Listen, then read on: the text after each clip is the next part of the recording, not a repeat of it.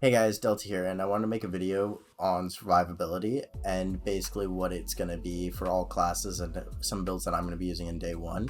The stats you're going to want to focus are going to be resilience, discipline, and recovery, or the class specific ones. So like mobility for hunters, resilience for titans, and recovery for warlocks, so you can get your class abilities up.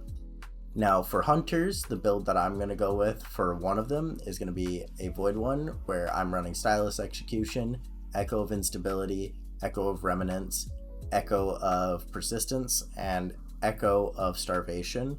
Now this is all going to play into a build where you're going to generate yourself an orb, you're going to use a void weapon, and you're going to use gear falcons. And whenever you don't have gear falcons up by using your dodge, you can use your grenade to proc volatile. Now, what it's going to do is you want to start off going invis. So use your dodge, and killing your enemies are going to put you back into void or invisibility because you have stylus execution. And when you pick up an orb, you're going to get devour.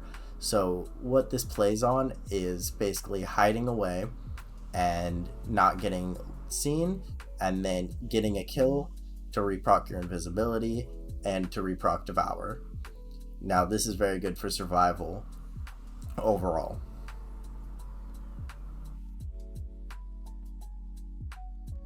The next one I want to talk about is going to be an Arc Hunter build that I thought was kind of fun and interesting, but it's going to play on Combination Blow and Gambler's Dodge and WORMHUSK. Now you might think it's weird to use WORMHUSK in a day one setting, but most of your ad clear would come from your Arc melee, and then you're healing from your dodge and melee kills.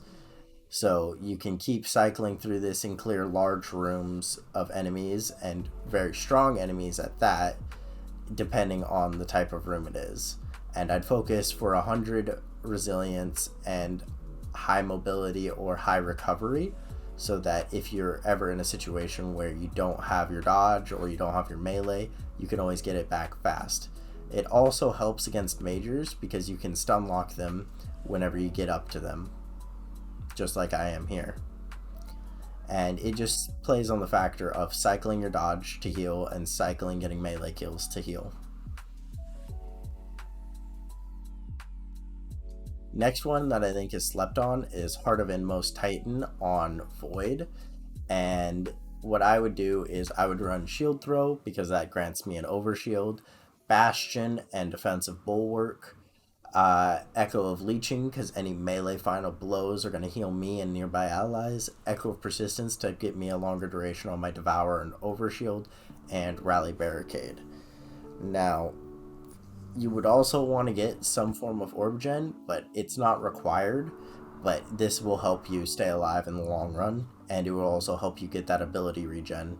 So go ahead, get your Void Overshield, get your regen starting for your Empowered Barricade and Grenade, and just keep kind of like cycling through your abilities, running around, and you'd be killing things to generate faster, and you would have your abilities up almost at all times.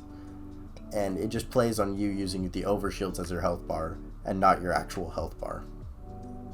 And you could adjust this build to be running something else inside of it, and like do Heart of Inmost Light, or not Heart of Inmost Light, but Crest of Alpha Loopy, and use your barricades to heal instead, and that would also be really good. Next one is everyone's favorite on Titan. It is Loreley Splendor, and I did a different take on this since it was nerfed, but you will always have restoration up. If you use Ember of Empyrean, getting solar final blows with your weapons will reset the duration of Radiant and Restoration, and then Soul Invictus and Roaring Flames, and then I like to pair it with Explosive Personality. And you can actually face tank a lot of things because you get regen from the Sunspot and you get regen from Loreley Splendor. So in this clip, I'm just going to let all the enemies hit me or come to me, and I'm going to kind of speed it up in a few seconds. But basically, you'd get your restoration, you would get your sunspot down, and you would kind of just sit here and you would kill enemies.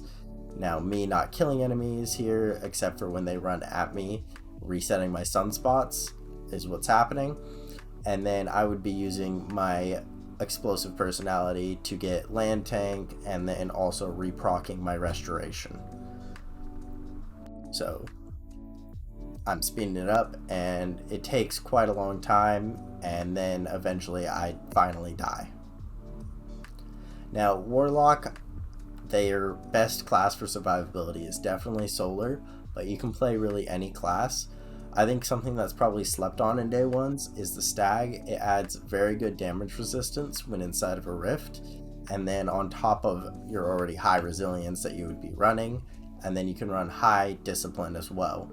I would run healing rift, healing grenades, and touch of flame, and this also plays into my other build as well, and you would also use Ember of Empyrean, but this really plays on you throwing out 2x resto nades constantly, or throwing out rifts so people have damage resistance.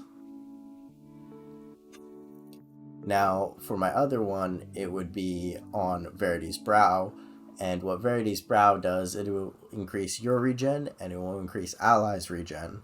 So, Death Throws, which provides grenade damage bonus and grants you grenade energy. When you have Death Throws, throwing a grenade nearby allies greatly increases their grenade regen, and that's almost 1000% if I believe. So you can throw a grenade and have two of these warlocks sitting next to each other just chucking grenades and healing the team, but you are not going to die when you run this, and you would just sit here and you would heal through all of the damage on Verity's or on the Stag. And as you see here in the Stag, I'm just sitting in the rift, and he's of course hurting me, but if I threw a healing grenade down, then he wouldn't have killed me at all. There was nothing that he would have been able to do, and nothing that any other enemy would be able to do. Now for Verity's, as you're about to see, if I throw a grenade, get a kill, then I got Death Throws, and that means my grenade's going to start recharging faster.